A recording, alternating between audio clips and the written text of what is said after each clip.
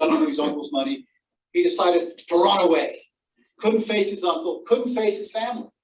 So he decided to go west. And of course, this is 1865 now, or 1864. A lot of people ran west, escaped the Civil War. Maybe Miller did a little of that, but he did it to escape his uncle's scorn, if you will. He wants to head to Montana. So he'll take the train down to St. Joe, Missouri, him and some associates, you meet some guys, St. Joe, get a wagon train together, some teams of horses and wagons. They start heading west along the Oregon Trail. I became fascinated by one aspect I want to digress on just briefly, is that when they followed the trail across Nebraska, they hit Julesburg, Colorado. And instead of going, they didn't go up to the traditional route through Fort Laramie along the Platte, the North Platte. They didn't go on into Denver on the South Platte. They took the Lodgepole Creek Trail. This is a little known trail. And I grew up in Cheyenne, Wyoming, and I wasn't even aware of it. And it just is 10 miles north of Cheyenne. And when you go into Cheyenne on I-25, you cross the Lodgepole Creek Trail, and I didn't even know it. So since I wrote this book, since I researched this, I've been in the hills looking for the damn trail every time I get to Cheyenne. But anyway, so he went on into the Laramie Plains, and he went on into Salt Lake. He didn't go immediately to Montana, where he thought he could remake his fortune in the Coalfields of Montana. He spent a year in Salt Lake, seeing the sights, lost more money trying to run a business, and he finally headed north up to Virginia City, Montana, where he thought he could reclaim his money in the Coalfields of Montana. But he's not a miner, he's not a prospector, he wants to become a merchant. He'll start out at the bottom. He'll get a job with John S. Rockefeller, one of the most prominent, one of the most efficient and effective merchants in the area. Lucky for him. And Rockefeller took him under his wing and taught him the basis of running a business, how to survive in a boomtown like Virginia City, Montana. And he worked there for 2 years, and he eventually made a good amount of money at Rockefeller's. He'll take a trip to Europe, because he always wanted to go to Europe.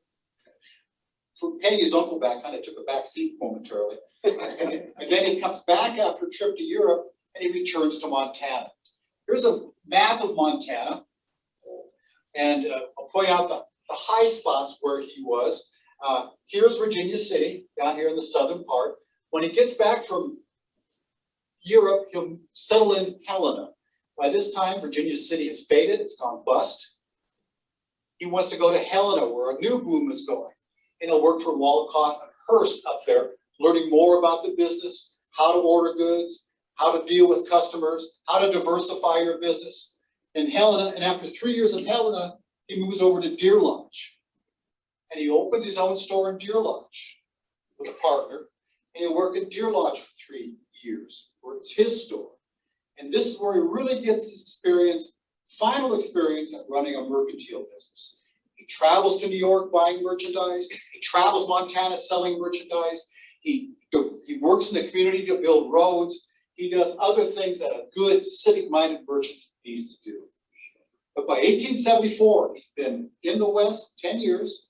One thing I didn't mention, he went by a pseudonym, J. Sidney Osborne. Not only ran away to the West, he ran away and changed his name so nobody could track him down. And he vowed never to contact his family until he could pay back his uncle, which he kind of violated a little bit, but he pretty much held true to it. After 10 years, he paid off his uncle. For 10 years, he felt redeemed. And he could write, he kept a diary at this time, that he could go home and be honored by his family, be welcomed back. So he went back to Upper New York. Here's a picture a little bit later in Miller's life, leaving Montana, a little bit earlier Montana, but there's Miller there. Went back to New York, redeemed his life with his uncle, changed his name back to J.K.P. Miller, got married. He recognized he was very lonely in Montana. He wanted a wife. As soon as he got back, he married a cousin. They must have known each other beforehand, I'm guessing. and then he does something very interesting. He writes an apology letter. He sends it out to the Helena newspaper, the Deer Lodge newspaper, the Salt Lake newspaper. Said, I've been working in the West under the name J. Sidney Osborne. I did not do this to deceive. I did not do this to defraud, and I apologize if it looks that way. He says, I want your trust under my new name, my real name, James K.P. Miller. And he explains why. How he took all these big chances with his uncle's money and lost it. And he was so ashamed he ran away. And he wanted to be honored again under his new name, like they had trusted him before. Some forgave him and some didn't. Some people saw it as dishonest, some accepted it for what it was, reality was. Well, he's married, he's left Montana, he's redeemed himself. What's the next step? Well, he goes to Minneapolis in 1874-75. And he knew, though, about the Black Hills. By this time, 1870, late in the summer of 1874, Custer had come through. The Custer expedition had discovered gold down by Custer, South Dakota on French Creek. Been in the papers. Everybody knew about it. And even was in the papers when Miller was living in Deer Lodge. And people had rushed into the Black Hills, 1875. And Miller thought about it, I'm sure, that he wasn't a prospector, wasn't a miner. He wasn't going to take that kind of chances. So he tried to open a grocery store in Minneapolis. Struggled. This is the Panic of 1873 is going on. Hard to get his footing. But he kept watching the Black Hills. Then in the summer of 1876, word came out that made the Black Hills gold rush all the difference in the world. The word came out that paying quantities of gold have been discovered. You can find all the gold you want in a gold district, but if you're not making a good day's wage, it's not worth it. In fact, they want to make more than a good day's wage. If you're not, they'll leave quicker than they came. And many people were leaving because they hadn't found that over a year and a half. But then in July 1876, word hit Bismarck, word hit Minneapolis, word hit Cheyenne. Paying quantities of gold, chests and chests of gold are coming out of the Black Hills. Miller saw that, and he got excited. And he found a partner in Minneapolis who also had been in Helena at the same time, James McPherson. They get 8 loaded wagons, go from Minneapolis to Bismarck. There they join a larger wagon train, 100 wagons, 250 men. The Bismarck paper says the largest train ever to leave Bismarck for the Black Hills. Not only is Miller and his crew on board, Seth Bullock, Saul Starr, they'd just come from Montana. They're part of that same wagon train. Together, this troop starts heading towards Deadwood. They like the big numbers. It's not that safe on the plains. Indian threats, they saw violence, possibly the large numbers would cause them to be more secure. The train kind of splits apart on its way to Deadwood for various reasons. One is that people like Miller were using oxen. People like Bullock were using horses and mules, which went faster. But Seth Bullock and his crew will get to Deadwood August 3rd. Miller gets to Deadwood August 5th. Takes about 18 days. Well, here's a picture of the wagon. This is a fill-in picture of any old wagon train being pulled into Deadwood. This is the foothills of Deadwood. And here's a street scene of Deadwood, 1876, August 1876. You know, Deadwood wasn't platted as a town till April 26, 1876. So when they arrived there, August 5th, 1876, the town is only weeks old. But the town's already a buzz, already, a massive excitement. As you all know, he arrived August 5th, Bullock had arrived August 3rd. Who got it in the head August 2nd? Hickok was shot August 2nd. And August of 1876 is a particularly violent month in the Black Hills. Not only is there death in Deadwood, death in Whitewood, killings in Whitewood, the little town on the edge of the hills. Excuse me, not Whitewood, Crook City. Crook City was replaced by Whitewood. In Crook City, there were Indian attacks on the edge of the hills. It was a violent time. So he recognized and saw violence. But that didn't bother him too much. He knew that to avoid violence, stay out of the violence, you mind your own business, and you can get by just fine. What else did he see? He was quite an observer. He promptly goes up and down all the gulches, checking on the gold. Where's the gold? How much gold? He wants to see if this is going to be a permanent location or not. And if he's going to set up a shop on a permanent basis, where might that be? Where is the best spot in these gulches to run a business? Where's the hot spots? So he observes thoroughly. He counts businesses. He counts people. He counts 2,500 people in the gulches. He counts 21 grocery stores, 53 saloons. And how do we know this? He liked publicity. Thank goodness he liked publicity. He sent reports to Minneapolis, and he went to Minneapolis on many trips after a while, and he'd tell them all this stuff. It would be in the papers. Thank goodness Miller liked to put everything he said in the papers, because that really helped me research it. And he saw all these stores, he saw this competition, and he was drawn to Deadwood in part because he heard that there was a shortage of supplies and prices were high, and gold was there. When he got there, as he and his partner write, there's plenty of businesses. There's a surplus of goods, and the price of goods is collapsing. So they are into a very competitive market. He checks out the hard rock mines.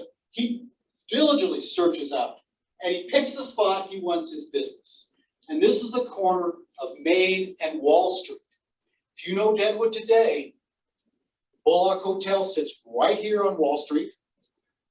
This is the corner where the Celebrity Hotel sits today. And this is their building. It says Bank, Exchange Bank, and back in here you can see Miller and McPherson. They run a grocery store and they run an exchange bank.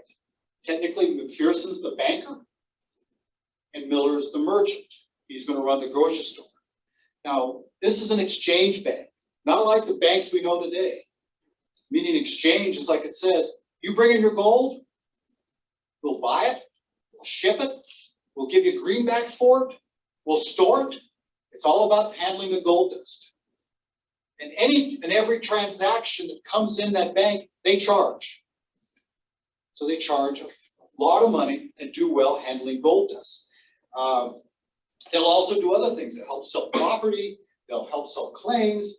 They get in that kind of activity. Miller, though, sees himself as a grocer, and he sets up the grocery next to the exchange bank. And that's a perfect combination. You guys got coming in to the bank with gold dust, winning greenbacks, or coming in with greenbacks, winning gold dust. Right there's a grocery.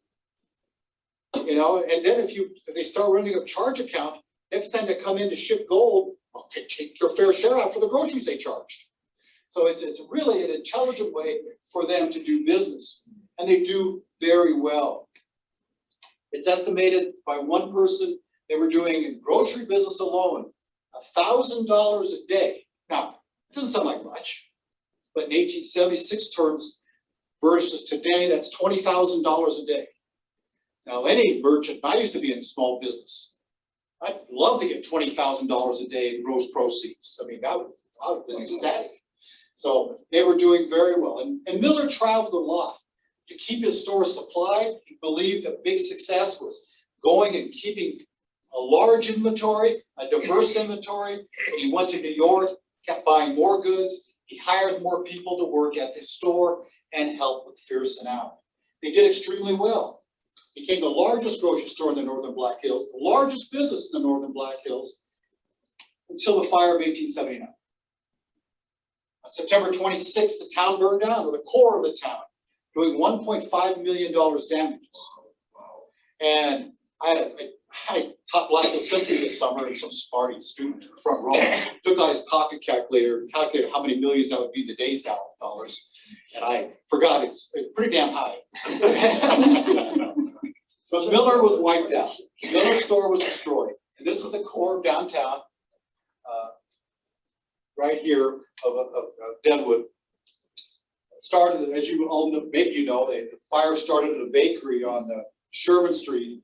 And they could have contained the fire, they think, except next door to the bakery was a hardware store. In the hardware store, they stored explosives. And when the fire hit the explosive, it blew up. And then it spread the fire over to Main Street. And then if you read the descriptions, and something I don't think of, this is 1879, and a lot of the wood is not yet completely cured. So they said the fire hits the tar, the sap that's on those boards and just explodes itself. And these buildings went right up, displacing many hundreds of people lived on Main Street. Going out of the fire was a hard time, 1879. James McPherson, Miller's partner, left town. It wiped him out. He couldn't recover. Many others left town. And why did they want to? Well, there's nothing to stay for. The business was gone. And by 1879, it looked like the plastic gold was playing out. There's less and less proceeds. By 1879, people were moving to Lee. That's where the homestake mine was operating. That's where the money was to be made. So things look grim. And some people at this moment were forecasting the end for Deadwood. Like every other gold town, people were saying, it's done for. The Gulch is too narrow to ever prosper again. If they need a railroad to help prosper, the Gulch won't handle it. They'll never build in. And many were forecasting the doom of Deadwood. But Miller stayed. He brought his wife and his son. He now had a son to Deadwood. They built them a home. So he had a home he wanted. It was still standing after the fire. And one of the reasons that Miller stayed was he was optimistic about Deadwood's potential. One of those reasons he was optimistic was, here's Deadwood down here. Here's the homestake, Lee, was this mining region out west of Lee. He knew there was lots of gold there, but it couldn't be recovered with the current processes. It was chemically bound in rock. And I need to thank South Dakota History. This is a map I stole from them, the article they published on the smelting article. Maybe Nancy remembers it from years ago. Anyway, he was optimistic about this, that if we could bring back, get these mines active and get them to process ore in Deadwood, Deadwood had a chance. Plus, he had lived in Helena. What's the track record of Helena? It had burned 4 times and always bounced back. And in his mind, once you have a good service center established, it'll bounce back if the right people do the right things. He saw himself maybe as one of the right people. Well, his partner was left. He decides to sell his building, his lot. That's all it is, a burned down lot. And to W.E. Adams, the Adams brothers, who became famous later, W. Adams for the Adams Museum. And Adams built this 1-story brick building.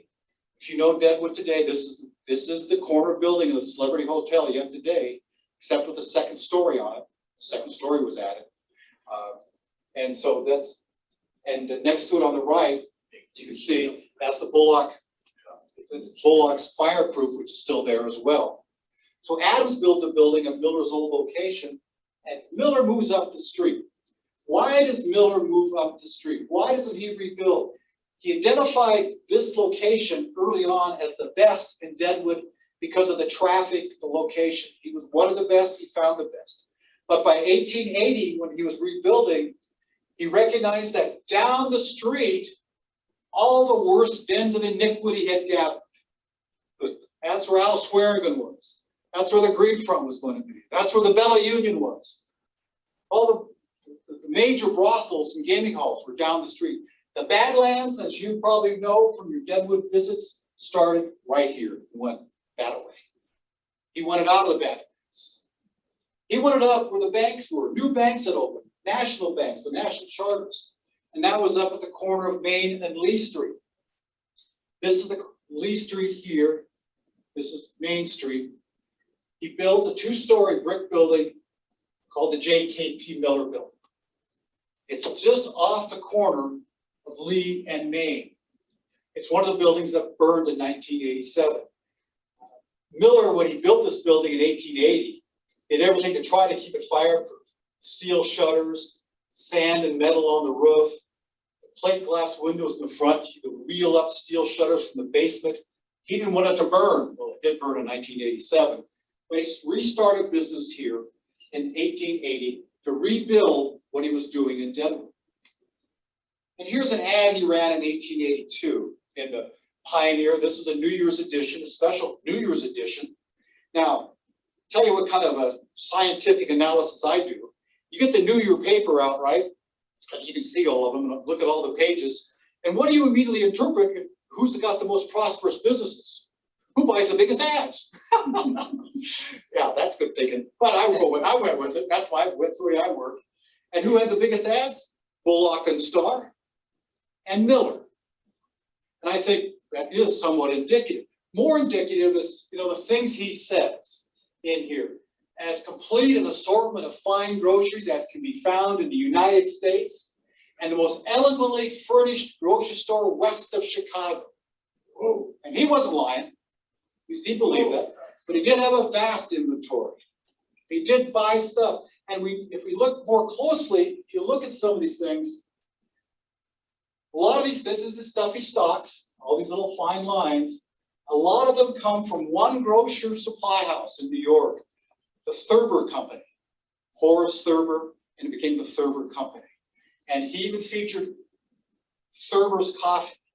This is a big deal in my estimation. It's a big banner. Thurber's number 34 roasted real coffee. It says, has no superior. Then what does he say here? I guarantee it better than Arbuckle's Arosa. As you may know, if you study Western history, coffee is the real drink of the West. We drank more coffee than booze. And what's the coffee that won the West? Arbuckle's, by far the most famous brand. So he's, instead of selling the most famous brand, the popular brand, he's promoting Thurber's coffee. An interesting dynamic. And here was a reason for that. Thurber loaned him one hell of a lot of money. A lot. But they were friends. Thurber trusted people he liked. He liked Miller. He kept loaning him money. And Miller liked Thurber so much, he probably was indebted him so much, he had a little girl while he's living in Deadwood, and he named her Thurber Miller. There you go. And so that's a sign of something, maybe dementia, I don't know. It's a sign of something, that's for sure. Thurber Miller. Well, so he starts again in business. He immediately gets back together, but he knows more needs to be done. And he and a group of others, including Seth Bullock, meet in the Phoenix block. This is the Phoenix block, which, as you may know, is today the Midnight Star, the rebuilt Midnight Star. And this was very quickly rebuilt or built after the fire by Dan McLaughlin, Deadwood's first mayor, as a side note. And it was built so quickly, Phoenix rose from the ashes. And the top floor of the Phoenix block at that time was a meeting room. That's where city council would meet, and that's where the Board of Trade met. And Miller and Bullock form a Board of Trade. They want to stimulate this business, try to reinvigorate Deadwood. How can they get together a group of businessmen, and what kind of things they come up with? Well, they need to attract capital. They need to attract money to invest in Deadwood. They always want outside capital. That's what worked in Lead, right? The Hearst group came in and bought the homestake, brought Lead prosperity, get somebody to invest in Deadwood. But in lieu of that, they decided to build a flour mill. That's a mystery to me. What a flour mill in Deadwood, where do you get the wheat?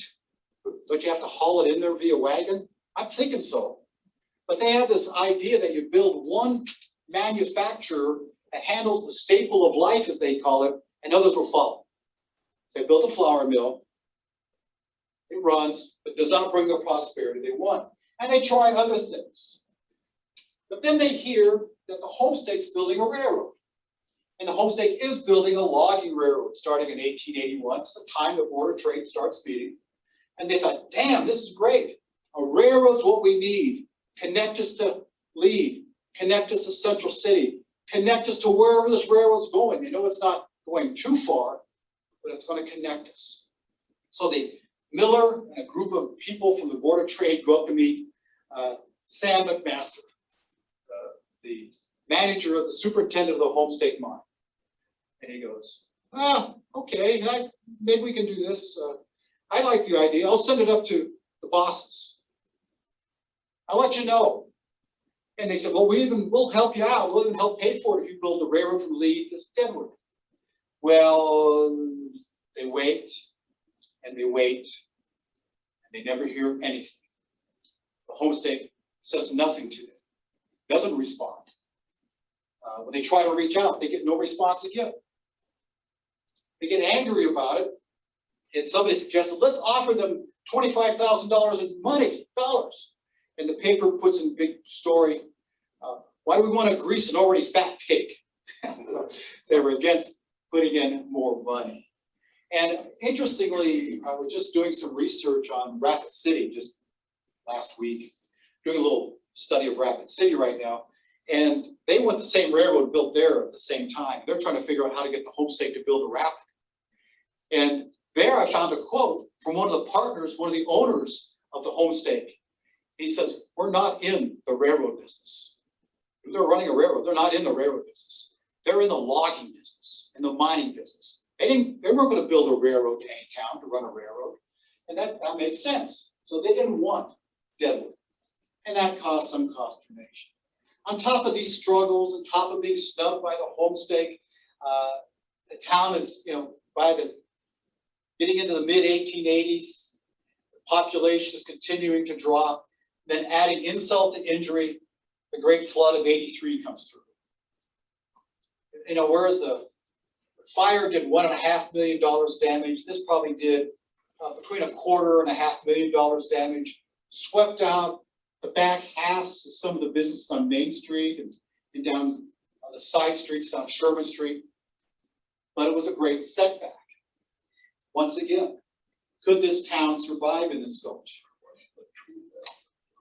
Well, Miller and his cohorts want to come up with a solution.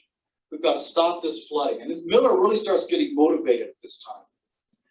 What we can do to control the creek, and we need to control the creek, is to build a bulkhead. So he and some cohorts say, we're going to raise money to build a 1,000-foot-long bulkhead behind the buildings that front Main Street, 16 feet high. And they do. They raise enough money, they bulkhead that side of the creek. It works so well, they'll eventually bulkhead the other side of the creek. And yet today, when you go to Deadwood, that creek is essentially still bulkheaded in that same channel. Only the highway culvert doesn't, right? And that where the interstate or the 4-lane goes over, that's where those bulkheads sat. And as a side note, again, as a digression, you build a 16-foot high wall along the creek, and you're trying to connect it to Main Street, you've got to level it out. A lot of backfill went into those areas of Deadwood to bring up those streets to grade. So Deadwood's landscape changed dramatically as they made these changes. Here's the picture of Deadwood in a flood in the early 20th century. And here's the bulkhead that was built behind Main Street, the first one. This is the one that was built later, as I mentioned. I just included this picture to show at this time the effectiveness of the bulkheads. And they were pleased that their bulkheads worked. A critical life-saving event, business-saving event in Deadwood. Well, they still haven't, besides building bulkheads, they haven't done a damn thing to bring business back. And Miller gets an inspiration. He gets new hope. The Fremont Elkhorn Missouri Valley Railroad, Chicago Northwestern, is building out of the south, and in 1885 hits Buffalo Gap. And by gosh, when it gets to Buffalo Gap, for all practical purposes, it's in the hills. And Miller and his cohorts, we just got to get it from Buffalo Gap to Deadwood, and we'll have a railroad that connects with the outside world. They go back and visit with the executives of the railroads. Oh yeah, we're heading that way, we're heading that way. The next year, 1886, they build on to Rapid City. But this is a time, these are not land grant railroads. These railroads are dependent on making money. And part of the way they make money is create towns and sell town lots. Get every damn penny they can out of a town. And they're heading towards Rapid City. This is the way they play the game. They're getting towards Rapid City, and Rapid City's getting excited saying, oh gracious, we're going to get a railroad our lucky day. The railroad said, yeah, you're kind of in a bad location. We might be building out on the plains. We might start our own town. We'll call it Lower Rapid. We'll call it anything we want. And the Rapid said, really, how do we avoid this? Hey, what do you want? Well, free right-of-way through town, okay, that's understandable. We want, I forget how many blocks, several city blocks, free and gratis. which we can sell for profit. We want to guarantee a cash. And we want the creek straightened. If you ever look at Rapid Creek, here's Rapid Creek coming into Rapid City. Suddenly it hits here, and it's straight. Then it winds again. That's because the railroad didn't want to build any bridges through Rapid City. And Rapid City had to float bonds for $40,000 to guarantee this. Big undertaking. They did it to get the railroad. And they had a big celebration July 1886 when the railroad got there. And Miller, Bullock went down, talked to the railroad officials, celebrating. They said, oh yeah, Deadwood's, we're going to Deadwood. We're heading that way. Count on it. We're heading that way. Well, Miller's excited. Prosperity is here with the railroad approaching. And he goes back to Deadwood and says, we need to organize, we need to invest, we need to prosper along with Deadwood prospering. So, Board of Trade meets and they organize to build their own gold processing plant. Like I mentioned earlier, there was those areas outside of Lee that had difficult ore to treat. So a group of Deadwood investors get together and form the Deadwood Reduction Works Company to build a plant in Lower Deadwood. This is just below where the rodeo grounds are. Build a plant that will process that ore. And their thinking is, once the railroad gets there and connects them to the mines, the outside world, this processing plant will be the start of many more and make Deadwood a mining town again, and great profits will follow. So they invest in this and start building it with great excitement. Miller, though, wants to profit himself. And he does this by getting a group of investors together. He forms an investment syndicate. They call themselves, very creative name, the Syndicate. Known in the paper as the Miller Syndicate. And he gets 20-some investors total over the years, with this guy standing out as the #1 investor, Joseph Swift of Wilmington, Delaware. Joseph Swift met Miller in the Black Hills. He was part owner of the Uncle Sam mine. Miller convinced him that Deadwood was a great thing to invest in. He and his brother, William Swift, put big money in the Deadwood Reduction Works. And Miller said, property is going to skyrocket in Deadwood. Buy, buy, buy. And before long, Swift owned 200 town lots worth over $308,000 in Deadwood. He bought and he bought. He even owned the Gem Theater, bought it from Al Swearingen. So he bought so much stuff in Deadwood because he saw, or Miller convinced him, it was going to boom. And he was the biggest investor of the syndicate group. What else does he do with syndicate money besides buy town lots? He gets together and they start building the syndicate block, which we talked about earlier, the fire at the corner of Main and Lee Street. Opens in 1888, becomes the most important corner in Deadwood. He puts in a street railway, horse-drawn street railway. Now, you've all been to Deadwood. Even today, you can walk from one end to the other without real difficulty. Did Deadwood need a street railway? Well, it probably needs trolleys today, but that's just, anyway. Not really, but it's what a modern town did. Rapid City had a street railway. Pierre had a street railway. Cheyenne had one. Deadwood needs one. And he put in the street railway. It's kind of an image. It's going for an image here. He leaves, in fact, the grocery business entirely, and he goes purely into real estate. Getting people to invest, he's selling, he's handling, he's gaining commissions, and he starts another railroad, the Deadwood Central Railroad. We mentioned that trolley to lead, the Deadwood Central Railroad. He brings in surveyors, and they start laying out a 344-mile rail line. That's what he envisioned. To lead the mining regions beyond, eventually out onto the plains. He said, once the railroad from outside connects with it, this railroad will prosper, Deadwood will prosper, and we'll all benefit. And in February 1889, the Deadwood Central runs its first train to Lee. Now, you've been on a trip between Deadwood and Lee, at least from Pluma to Lee. It's a steep incline, not quite this steep. I can guarantee you if a steam train was hauling on that kind of a slope, it'd be out of control by now. So the camera's at a slight angle, but it is a steep ride. Started running 9 trains a day between Deadwood and Lead on the Deadwood Central, bringing people from Lead to Deadwood to shop, ensuring Deadwood was a service center. But all of their real basis of their prosperity was centered with the Fremont Elkhorn Missouri Valley Railroad building from Rapid to Deadwood. Where did it build? To Whitewood. Built a new town, 1887, called Whitewood. It ran Crook City out of business. That's what they did. They started their new town. From there, Deadwood people thought sure there was going to build in. Did it build in? No. As Miller's undertaking his projects depended on the prosperity that he thought the Elkhorn would bring, it sat. It sat in Whitewood and developed a lot of facilities in Whitewood. Cattle pens, coaling bins, and he got more and more frustrated. By late 1888, early 1889, he was thrashing the railroad in the newspaper. The Omaha Board of Trade comes to Deadwood for a visit. And because Omaha sits close to Fremont, Nebraska, supposedly Fremont's the headquarters of the Fremont Elkhorn Missouri Valley Railroad, he lays it on those people, the Board of Trade. Tells them, get that railroad to build in. And it won't. And frustration's high. People are angry and they don't know what to do. Insult to injury as their dreams of this railroad bringing that prosperity, adding to what they've done. The Deadwood reduction works that they had built, counted on, goes up in smoke. March 1st, 1889.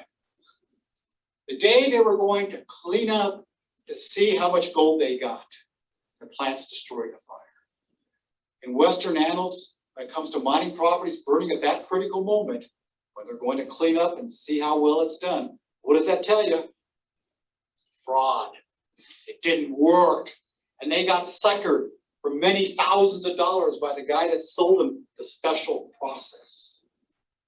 So anger swept through town. Luckily, the guy left town quickly. Well, he might have been lynched. I probably not. But so the railroad didn't come in. This plant burned. There was tragedy after tragedy. Miller, though, decides to regroup. Miller decides to regroup, and he tells his syndicate members, we're going our own way. We're going to do what needs to be done to get a railroad to bring further prosperity to Deadwood. And he starts experimenting with smelting. He hires Franklin Carpenter from the School of Mines, the first president of the School of Mines, to build a smelter in Deadwood. And this is called the baby smelter, as they were experimenting with how the smelting process worked. If you know Deadwood, this way I've got this figured, the bridge that crosses Whitewood Creek coming from Boulder Canyon to Deadwood sits right over the top of this site. So they built this baby smelter. 1889, 1890. They're practicing, see if it works. Then Miller knows that a smelter needs to use a lot of coal, needs to lose a lot of coke. And another opportunity comes for getting a railroad to Deadwood. And it's coming out of the south. Burlington and Missouri River Railroad is building through Nebraska, cutting by the southern Black Hills onto the coalfields of Wyoming, Cambria and Newcastle. Newcastle came to both the creation of the Burlington Railroad. Well, Miller goes back to Boston, where their headquarters are, and says to the people in Boston, look, I want to build a smelter. I guarantee you coal traffic. Look, I'm trying to develop Deadwood. I guarantee you all the traffic. I guarantee you will benefit by coming to Deadwood. And the people in Boston agree. They say, we will come to Deadwood. And Miller says, also got a right of way to sell you. He offers to sell them his right of way of the Deadwood Central, coming in south Deadwood up through what is today Kirk Canyon, Pluma, and on into Deadwood, which is today, of course, the Nicholson Trail. So the Burlington announces they're coming in, heading up to the heart of the hills, through Custer, Hill City, Rochford, on to Deadwood. Here they are laying track outside of Custer. In the meantime, the Elkhorn, sitting in Whitewood for 3 years, suddenly realizes they're losing their monopoly. They can't do that. They realize they've had the business trapped, cornered at their spot, and so they start building suddenly to Deadwood. And a real railroad race is on. See, the Elkhorn building from Whitewood to Deadwood has to build about 10 miles. This has to build about 106 miles. It seems a little uneven race. And so the Elkhorn, of course, will prevail and win. But it's not easy. Here's a picture of Lower Deadwood, a little bit after when this era is. And here's where the Elkhorn, the Fremont, Elkhorn, Missouri Valley, the Chicago Western builds in. This is the road to Sturgis, Deadwood Hill. The lodge sits up here. The rodeo grounds is here. This is where the sanitation plant sits today. Anyway, they build through Lower Deadwood, but at least they try to build through Lower Deadwood. But the Burlingtons already bought the property. Miller controls the rest. And they won't let them. A big court case fight. Big blows up. The paper calls it a spice war. Well, once they get through there, they want to go through Deadwood. The syndicate owns all the right of way through Deadwood. And they start getting into another fight. How does the Elkhorn get through Deadwood?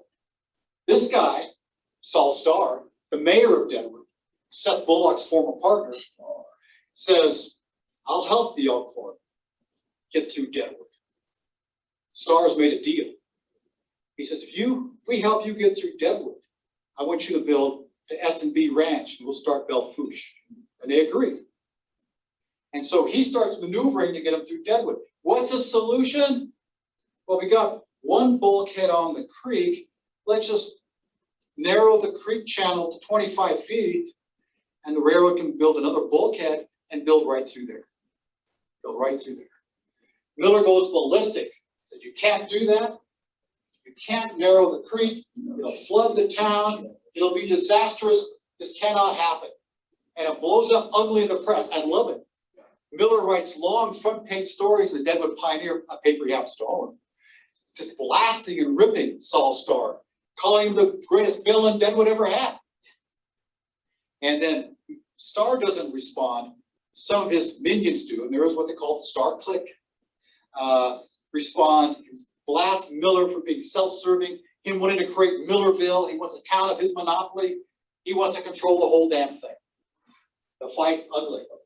Eventually, a compromise is reached after much ugly fighting and what the paper calls railroad wars.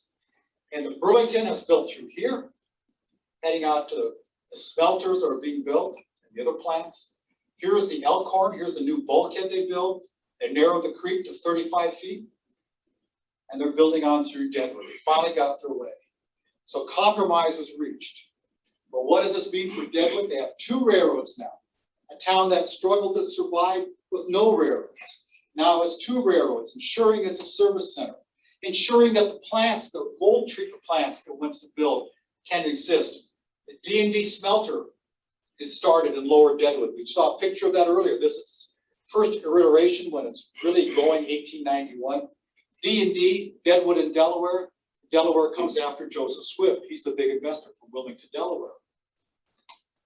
Here it is, the big plant as it gets into existence in the late 1890s, the Deadwood and Delaware smelter. And up the Gulch, other plants follow. Here's the smelter, the Golden Reward chlorination plant, the Dakota plant, the Imperial plant, and others as this lower part of Deadwood becomes an industrial mecca, really rejuvenating Deadwood, bringing a new era for Deadwood. And Deadwood becomes this modern city, if you will. The Franklin Hotel goes up in 1903. And Main Street takes the modern appearance we know today because of the railroads and because of Miller, who the paper by this time has deemed the savior of Deadwood. Well, the Burlington gets to town January 14th, 1891. The Elkhorn, December 29th, 1890. Miller misses the Burlington. He'd gone to California for his health, and he dies while in California. Right before, 2 days before the Burlington, the railroad he coaxed to town, comes to town. And he's buried in Helena, Montana. His wife, his second wife, is Mary Cusimero. If you know in Montana history, the Cusimeros were a wealthy family in Helena, big-time lawyer, and they were intermarried with the Broadwaters. The Broadwaters ran several smelters, big businesses in Helena. If you go to the cemetery, I can't remember the name of it right now. He's in the Broadwater Cusimero plot. and their headstones are a hell of a lot bigger than his. So, but they're a prestigious location for James K.P. Miller and his wife, Mary Cusero Merrill. Well, Deadwood prospers, Miller doesn't, and in fact, he dies hundreds of thousands of dollars in debt, partly because of money that people like Thurber loaned him. And Thurber will sue the estate relentlessly to get his money, to the point that his Miller's widow will change the daughter's name from Thurber to Mary, so he can get rid of that Thurber tag. Lawsuits drag on to well into the 20th century. Nevertheless, that's what this book, that's a quick summary of what's in this book. The Savior of Deadwood, James K.P. Miller on the Gold Frontier. So that's kind of an overview. Hopefully I didn't give the story away. It doesn't make you want to think about reading it at least. I'll be happy to answer any questions you have. See, I always have this problem. I'm so full of BS, I pour it on so heavy, nobody has a question. And I like that. In class, it kept people quiet. Mr. Wolff, Yes, can I ask you one thing? yes. Okay, now you told about how the town burned up in 1879, right? That's, oh yes. And I'm assuming, and I know just from what I've read in history, there was a big forest fire came in, and that's how that town got burned up, right? No, the forest fires, there were big fires later in Deadwood's history. As we all know, 1959 fire came in, hit the edges of Deadwood, and it did not burn Deadwood. It was stopped right at the edge. In 2002, the Grizzly Gulch fire came down and threatened the outskirts of Deadwood, did not come into Deadwood. Now, like 59 fire, several businesses, a logging, coal and post plant were burned, and maybe a dozen residences. In the 2002 fire, I think one residence was burned and no businesses.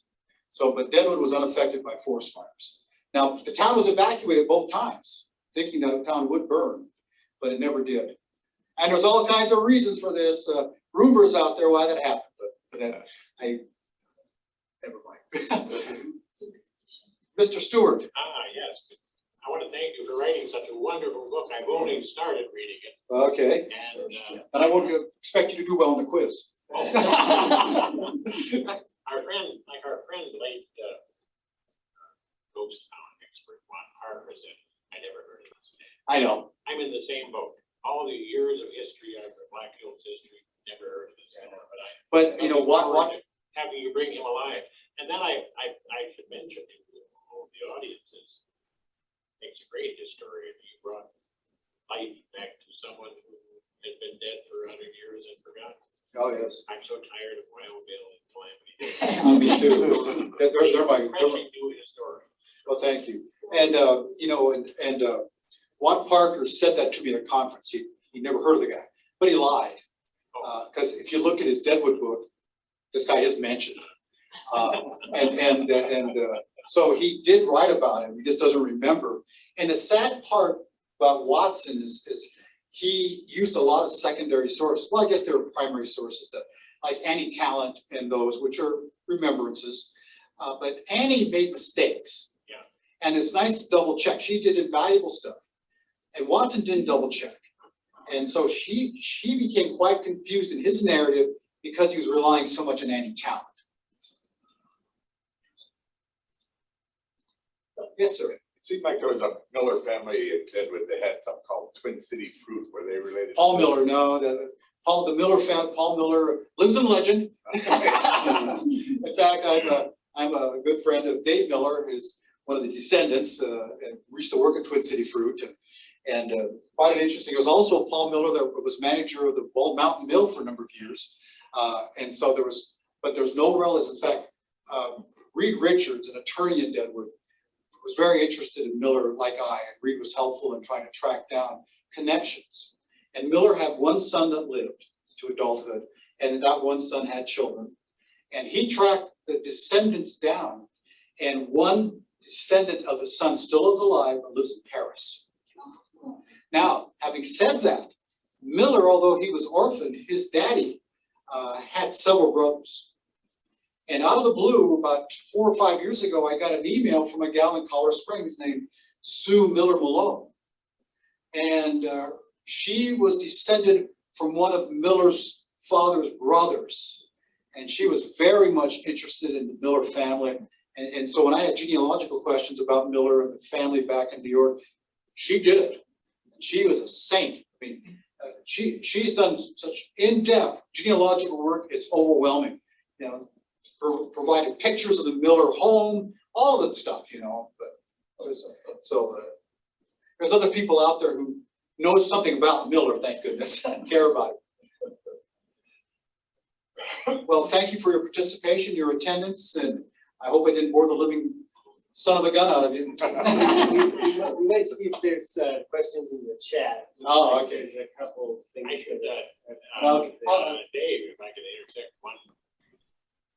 Dave, if I could interject one more Click on the thing. chat. Yeah, click on the chat. There actually aren't any questions on the chat. Okay, good. Okay. You had a question in the back. Ken. Mr. Stewart again. You already did your allotment, Ken. I know. Oh, I'm sorry. Years ago, but I think you should be aware, we have a descendant of Seth Bullock right in this audience. Oh, we do. Indeed. Also, she's yes. Very good. She's also a descendant of Big Bad Courier. Wow. And Nicholas Black. Very good. Who's that? Embarrassing me, Kate. I know I'm embarrassed, I apologize. Phyllis Grable. You must be, how are you descended from Bullock? Well, not Bullock, not Seth, but J.W. Bullock. Okay, it's a different Bullock, a It's different strain. Bullock, Yeah. yes. Because Seth Bullock had one son, and I don't think he had any children. Now, the daughter, one daughter had no children. The other daughter had at least one, I think, two children. And they were, of course, Kellers. And what's his name, Keller, the grandson, wrote that book about Seth Bullock. What's that? Yeah, yeah, it's in that Kenneth Keller. I think that's right, Kenneth, because Chambers Keller, Kenneth Keller. Yeah. Mr. Wolff, one quick thing. I gotta say, I'm Milt. I'm a 94-year-old Alkalito buzzard, and I've been around this town for a long time, so I ought to know. But I wonder if, when did you get started working with Mr. Miller? About, how many years ago? Oh, boy, that's a good question. Actually, you know, it's a long story. You're going to get a long answer. No, it's you know, I have two lives. That's a sad story for anybody, I guess. No, I was a pharmacist for a number of years. For 13 years, I played pharmacist, and I got interested. My last gig was up in Sturgis. I opened the Pomida Pharmacy in Sturgis, and I got interested in going to Deadwood, that slide pile. And I'd been going to Deadwood since I was 10 anyway, with my parents and all. And I get more and more interested in that slide pile. So while I was a pharmacist, I wrote an article in the D&D smelter. I just got fascinated. I thought I knew something about chemistry, thinking because I was a pharmacist, I did, of course. But I wrote that article, which Nancy published so kindly in the quarterly. And when I wrote about the smelter, I got introduced to Miller really big time. And that was 40 years ago or so. And then I met a guy who chased trains, Joe Dota, the late great Joe Dota from Westmont, Illinois. And he chased the Deadwood Central, and he knew Miller. We got together. It was all Miller all the time. And so kind of built from there. Yeah. Did somebody else have a question? So his first wife, the cousin, did she like die and they didn't have any kids, and then he had Yeah, kids with the second wife? The one child that survived was her child. Oh. And he was Artie Miller. And Artie went on, and he's the one that has the descendants, that has a child in Paris. And one descendant still lives in Paris. That wife died. I don't know what she died of. It was pretty quickly after they got to Deadwood. She became ill, and they all took her back to New York to the home. And apparently they lived pretty close to a therapeutic spring type thing. I think that would keep her health. And instead, she passed away there. And so then it was about a year and a half later, Miller marries the second woman, who he obviously met when he was in Helena. There's no other ways around it, because that's when he met the Cumsameros. And so they had one son. And then his second wife, they have the daughter, but they also had another son, Hudson, who died as a toddler. And Hudson's buried up in Mount Moriah. And also Miller's sister followed him to Deadwood after a time. And her husband are buried in Mount Moriah. So there is some connection to Mount Moriah to Miller. Thank you. Thank you. Thank you for your attendance.